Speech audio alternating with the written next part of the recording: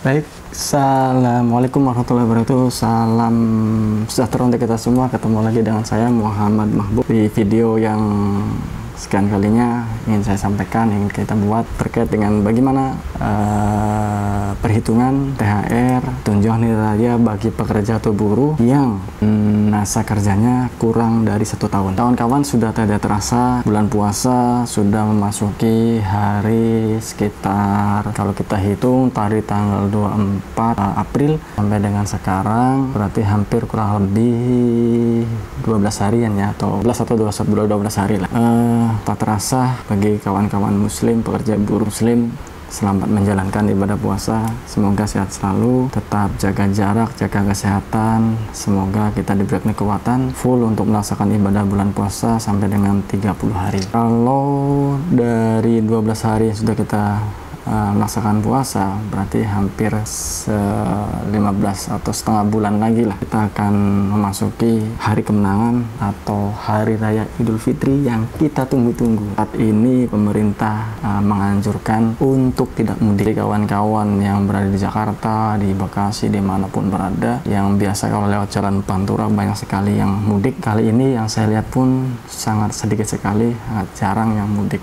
Jadi kawan-kawan, anjuran pemerintah untuk tidak mudik tetap kawan-kawan patuhi agar menjaga penyebaran COVID-19 yang ada di Indonesia. Hampir kurang lebih sudah angka berapa ya?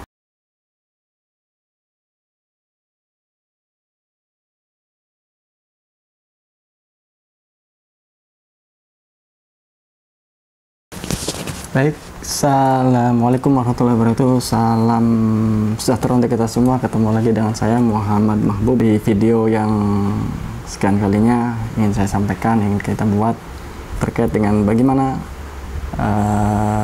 perhitungan THR tunjangan hari raya bagi pekerja atau buruh yang masa kerjanya kurang dari 1 tahun. Kawan-kawan, sudah tidak terasa bulan puasa sudah memasuki hari sekitar, kalau kita hitung dari tanggal 24 April sampai dengan sekarang berarti hampir kurang lebih 12 harian ya, atau 11 atau 12 hari lah. Tak terasa bagi kawan-kawan muslim, pekerja buruh muslim, selamat menjalankan ibadah puasa. Semoga sehat selalu, tetap jaga jarak, jaga kesehatan. Semoga kita diberikan kekuatan full untuk melaksanakan ibadah bulan puasa sampai dengan 30 hari. Kalau dari 12 hari sudah kita melaksanakan puasa, berarti hampir 15 atau setengah bulan lagi lah kita akan memasuki hari kemenangan atau hari raya Idul Fitri yang kita tunggu-tunggu. Saat ini pemerintah menganjurkan untuk tidak mudik. Jadi kawan-kawan yang berada di Jakarta, di Bekasi, dimanapun berada, yang biasa kalau lewat jalan Pantura banyak sekali yang mudik. Kali ini yang saya lihat pun sangat sedikit sekali, sangat jarang yang mudik. Jadi kawan-kawan, anjuran pemerintah untuk tidak mudik tetap kawan-kawan patuhi agar menjaga penyebaran COVID-19 yang ada di Indonesia. Hampir kurang lebih sudah di angka berapa ya? 12.000 mungkin ya, 12.000 atau 11.000-an lah. Sorry, saya tidak update, belum membaca berita yang terbaru saat ini.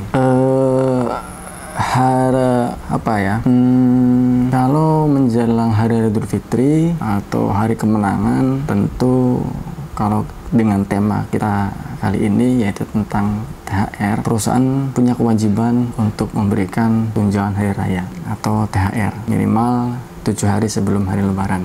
Namun fenomena hari ini, fenomena tahun ini dengan kondisi pandemi COVID-19 ini, banyak beberapa perusahaan yang ada di Indonesia yang banyak melakukan PHK. Ada yang dirumahkan, ada yang di PHK, bahkan THR-nya juga tidak didapatkan, dan upah juga nyaris hampir mereka itu pulang dengan upah 25% ya. Diliburkan upah 20%, bahkan sama sekali ada yang tidak dibayar kawan-kawan, tidak dibayar sama sekali. Diliburkan nol upahnya sama sekali. Nah, ini ketentuan ini nanti akan kita bahas dalam diskusi yang dulu dengan beberapa mahasiswa. Sudah saya sampaikan tentang tegasan pemerintah untuk melakukan hal demikian. Harus tetap memberikan THR, upah harus tetap full 100%, buruh juga diliburkan, stop PHK besar-besaran. Data di 16 April 2020 ini hampir 1,9 kan, dapat dari media online, dari kementerian itu, kementerian online, hampir 1,9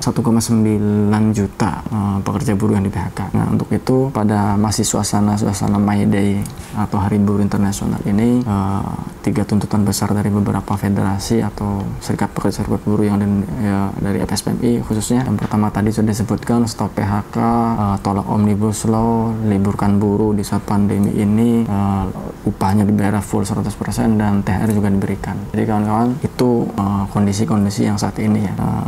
Mengingat bukan hanya di Indonesia saja, kalau di Indonesia hampir semua provinsi ya mengalami demikian, pandemi hampir merata, dunia juga sama. Baik, kalau kita melihat THR itu kepanjangan dari, kalau kita ada pengertian ya, THR itu kepanjangan dari tunjangan hari raya, atau teman-teman biasa menyebutnya THR. Ini sudah menjadi lata ya. Kalau kita ketemu dengan teman, dengan keluarga, dengan saudara, mana THR-nya, mana THR-nya, mana THR-nya. Jadi kayak kata-kata THR ini sudah lata di masyarakat kita, dengan beberapa orang, dengan teman dekat. Semua lah masyarakat sudah hampir lata dengan kata-kata THR. Mana THR-nya nih, mana THR-nya gitu. Saya juga menunggu THR juga. Belum cair juga THR ya saya. Oke, jadi THR itu adalah tunjangan non upah ya. Kalau non upah, jadi karena dia kerja. Nah, kalau ini adalah tunjangan hari raya, adalah kalau menurut PP 78 itu ada upah dan ada non upah. THR itu sudah menjadi kewajiban bagi perusahaan, karena perusahaan biasanya perusahaan-perusahahan yang sudah maju itu memberikan sudah mengalokasikan uang di perusahaan itu untuk menabung THR di berikutnya, jadi tahun berikutnya. Jadi perusahaan sudah menyicil THR-nya tiap bulan itu untuk tahun kedepannya. Jadi sudah ada alokasi untuk THR, itu sudah ada. Bisa perusahaan sudah menabung itu dari awal. Dan THR itu adalah paling lambat 7 hari sebelum Lebaran. Jadi kalau kita lihat kalender di bulan Mei 2020, di sini itu tanggal 24 atau 25 ya, Lebaran, Hari Raya Idul Fitri. Jadi begitu kawan-kawan semuanya. Jadi sekali lagi, THR adalah tunjangan hari raya untuk hari-hari keagamaan. Dan itu hanya sekali. Tidak, kalau misalkan yang Muslim dapat THR Idul Fitri, terus nanti ada teman-teman Kristen merayakan keagamaan, terus kita dapat lagi, tidak. Itu hanya sekali untuk satu keagamaan. Oke. Dasar hukum tentang tunjangan hari raya itu diatur dalam peraturan Menteri Tenaga Kerja, lalu peraturan pemerintah. Kalau dalam Undang-Undang 13 tahun 2000 tentang ketenagakerjaan sendiri tidak diatur ya. Khususnya diatur dalam peraturan pemerintah nomor yang terbaru kemarin yang kita tolak itu tentang PP 78 tadi ya. Di PP 78 itu ada di pasal 7 atau pasal 7 ayat 1 sampai dengan 3 di PP 78 tentang perempuan tahun 2015 ya. Di pasal 7 itu ada diatur tentang tunjangan hari raya. Bunyinya adalah pasal 7 itu adalah THR wajib diberikan kepada buruh atau pekerja. Jadi kalau di sini bahasanya wajib, berarti perusahaan harus memberikan. Tidak boleh tidak diberikan, harus diberikan. Itu namanya wajib ya. Lalu pasal 7 ayat 2-nya tadi di PP 78 itu adalah THR diberikan paling lambat 7 hari. Nah, bagaimana kalau perusahaannya memberikannya lebih jauh hari? Itu lebih baik. Tapi kalau sudah masuk kurang dari 7 hari atau lebih dari 7 hari, kan biasanya kondisi teman-teman itu sedang butuh-butuhnya gitu kan. Nah, bagaimana kondisi apabila perusahaannya telat? Nah, itu ada denda, nanti dibahas di berikutnya itu tentang dasar hukum yang kedua ya. Tadi di PP 78 dasar hukumnya, lalu yang kedua kalau di PP 78 diatur dalam Menteri Tenaga Kerja atau peraturan menteri ya. Nah, diperjelas lagi yaitu di peraturan Menteri Tenaga Kerja nomor 6 tahun 2016. Itu dasar hukumnya kawan-kawan ya, dasar hukum tentang tunjangan hari raya atau THR. Nah, THR itu diberikan baik yang kerja lebih dari 12 bulan maupun kurang dari 12 bulan atau kurang dari 1 tahun. Nah, bagaimana kalau teman-teman yang kerjanya sudah 1 tahun? Kalau sudah 1 tahun itu teman-teman dalam permen itu dijelaskan mendapatkan 1 kali upah. Jadi di sini upah di sini adalah tunjangan upah pokok sama tunjangan tetap ya. Kalau tunjangan tidak tetap tidak masuk. Dia dapat 1 kali. Nah, Bung, saya pernah dengar ada teman pekerja atau buruh bahkan THR-nya itu dapat sampai 4 kali sampai 5 kali. Nah, kalau hal demikian dibolehkan ya, asal sudah ada perjanjian kerja bersama atau PKB, ada perjanjian dengan perusahaan. Kalau teman-teman sudah diatur demikian, ya itu tidak jadi masalah. Itu juga namanya kan perjanjian. Jadi diperbolehkan. Anda mau 10 kali dapat THR nggak masalah, mau dapat 5 kali upah juga nggak masalah THR, asal itu sudah kesepakatan. Kalau sudah kesepakatannya misalkan ada 5 kali, dalam kesepakatan 5 kali ya terus tiap rutinnya adalah tiap tahunnya nanti 5 kali upah, 5 kali upah, 5 kali upah. Namun dalam standar yang tidak punya PKB atau perjanjian kerja bersama di dalam peraturan perusahaan yang mengacu pada Permen tadi dan PP 78 tadi, itu ketentuannya adalah 1 kali upah ya. Di luar itu boleh asal itu adalah dari perjanjian, di atas perjanjian. Nah, bagaimana Bung masalahnya kalau mereka buruh, para pekerja atau buruh itu masa kerjanya baru 5 bulan, baru 2 bulan, atau bahkan baru 6 bulan. Nah, di sini diatur dalam Menteri Tenaga Kerja itu peraturan Menteri Tenaga Kerja Permenaker ini tadi diatur bahwa apabila yang masa kerjanya maksudnya kurang dari satu tahun atau 12 bulan, maka ini perlu diingat nih kawan-kawan ya, bagi teman-teman jangan cemas. Teman-teman yang kerjanya baru masuk kerja baru 6 bulan, 5 bulan, nanti saya tidak dapat. Enggak, teman-teman tetap dapat THR. Namun di sini ada rumusnya. Ingat-ingat kawan-kawan, rumusnya nih biar teman-teman yang masa kerjanya baru 5 bulan, 6 bulan, 2 bulan. Nah, rumusnya adalah masa kerja kawan-kawan berapa nih? Masa kerjanya kawan-kawan misalkan masa kerjanya 5 bulan nih. Nah, 5 bulan dibagi 12 bulan dikali upah gitu ya. Saya ulangi, masa kerja dibagi 12 bulan dikali 1 bulan upah ya. Ulangi. Masa kerjanya kawan-kawan berapa? Misalkan masa kerjanya kawan-kawan itu 2, masa kerjanya kawan-kawan 2 bulan misalkan. Jangan 2 bulan. Masa kerjanya kawan-kawan 5 bulan. 5 bulan dibagi 12 dikali 1 bulan upah. Nah, tadi 5 bulan. Masa kerja kawan-kawan 5 bulan. Ya, kalau upah kawan-kawan, upah pokok plus tunjangan tetapnya kawan-kawan misalkan 3 juta, kita hitung ya. Kita hitung kawan-kawan. Saya pakai HP. Bentar. Tadi 5 bulan dibagi 12 bulan atau 1 tahun ya, sama dengan, karena tadi tunjangan tetap upah pokok dengan tunjangan tetap itu misalkan 3 juta, berarti dikali 3 juta. Oke, di sini didapat kawan-kawan, kalau kawan-kawan masa kerjanya 5 bulan dan upah pokok plus tunjangan tetapnya adalah 3 juta, maka didapat THR-nya adalah 1.250.000 ya, dapatnya 1.250.000. Itu yang 5 bulan kerja dengan upah pokok plus tunjangan tetap adalah 3 juta tadi. Nah, upah pokok di sini adalah upahnya itu adalah kali pengalian 1 bulan upah itu, maksudnya upah adalah upah pokok dikali upah pokok ditambah tunjangan tetap ya. Tunjangan tetap itu tidak dibawa, tunjangan tidak tetap jangan dibawa. Jadi hanya upah pokok plus tunjangan tetap ya. Oke, paham ya kawan-kawan? Yang di bawah 1 tahun atau masa kerjanya kurang dari 1 tahun tetap mendapatkan THR. Itu kewajiban ya. Kewajiban. Nanti kita lihat bagaimana sanksinya apabila perusahaan tidak memberikan THR kepada kawan-kawan semua. Contoh simpel kayak gini. Ada suatu perusahaan juga yang tidak memberikan THR sama sekali. Nah, bagaimana itu? Nah, itu ada sanksinya. Nah, Anda teman-teman buruh pekerja harus perjuangkan itu, tetap harus diperjuangkan itu. Jangan sampai tidak diperjuangkan itu. Apalagi yang sudah 1 tahun ya, yang di bawah 1 tahun saja tetap harus mendapatkan tunjangan hari atau THR. Ada yang THR ala kadarnya saja. Nah, ini tidak sesuai ketentuan tadi. Bagaimana Bung caranya?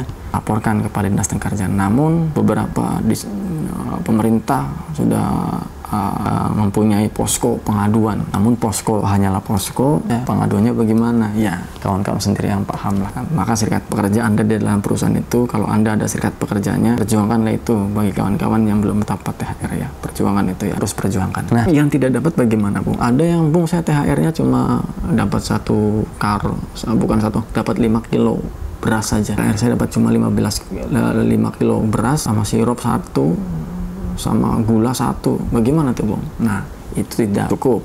bukan tidak cukup, artinya ketentuannya bukan kayak itu. THR itu diberikan dalam bentuk uang, itu rupiah ya, dalam bentuk diatur dalam permen itu adalah dalam bentuk uang, rupiah bukan dolar. Makanya kalau kita di sini digajinya pakai rupiah, Indonesia pakai rupiah. Jadi bukan menggunakan bahan pokok seperti itu, tapi berupa uang. Ya, kalau 1 bulan tadi dicontohkan adalah mendapatkan 1.250.000, ya berarti cash atau transfer 1.250.000 yang masa kerjanya 5 bulan dan upah pokok plus tunjangan tetapnya adalah 3 juta.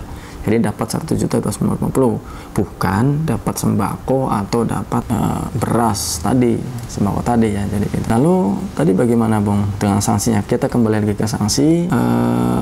Apabila perusahaannya telat memberikan THR-nya, apa itu sanksinya? Yang pertama, sanksinya menurut permen tadi adalah denda. Dendanya itu 5% dari keterlambatan yang sudah diberitahukan. Jadi misalkan telatnya 2 hari dari batas yang ditentukan, berarti 5% sehari itu. 5% dari THR yang didapat. 5% tambah 5% terus. Nah, itu dendanya, Bung. Lalu berikutnya adalah sanksi administrasi. Sanksi administratif, maksudnya administratif. Sanksi administratif ini, ya tadi saya sampaikan, Bung.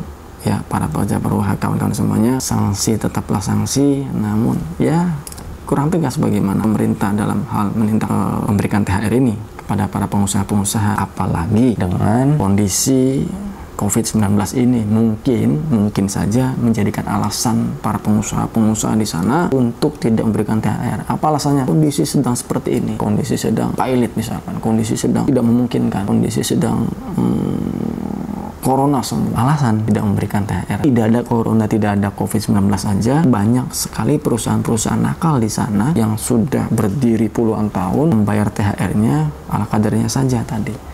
Dan bahkan ada lagi nih tradisi, kawan-kawan semua, teman-teman buruh semua. Tradisinya adalah tradisi para pengusaha-pengusaha menjelang Lebaran. Biasanya teman-teman itu diliburkan ya sebelum menginjak 2 minggu sebelum Lebaran, pengusaha itu sengaja meliburkan para pekerja, para buruhnya. Nah, ini yang sangat dolim sekali lah. Ini harus kawan-kawan cermati ini. Jadi strategi perusahaan itu banyak menggunakan seperti itu. Sebelum corona ya, sebelum corona nih, ingat sebelum corona, banyak sekali terjadi seperti itu. Jadi 2 minggu sebelum Lebaran mereka diliburkan tuh. Nanti dipanggil laginya adalah setelah Lebaran, 1 minggu, 2 minggu setelah Lebaran, 2 minggu 1 bulan setelah Lebaran. Artinya apa? Kebebasan kewajiban untuk tidak memberikan THR tidak ada. Alasannya banyak sekali. Contoh orderan sepi dan banyak lah ya. Untuk menghilangkan bagaimana agar pengusaha tidak memberikan kewajiban memberikan THR kepada pekerja para buruh di perusahaan masing-masing. Lalu kawan-kawan semuanya, mungkin itu saja yang dapat saya sampaikan. Mohon maaf terlalu panjang. Semoga bermanfaat. Baik kawan-kawan semua, mungkin itu saja video kita kali ini. Semoga bermanfaat. Semoga mendapatkan pengetahuan buat kawan-kawan pekerja buruh di sana. Jangan lupa like, comment, and share. Ada pertanyaan, silakan bisa komentar di bawah ini. Insya Allah nanti akan saya jawab pertanyaan dari kawan-kawan semua. Perjuangkan THR kawan-kawan semua di sana. Terima kasih. Assalamualaikum warahmatullahi wabarakatuh.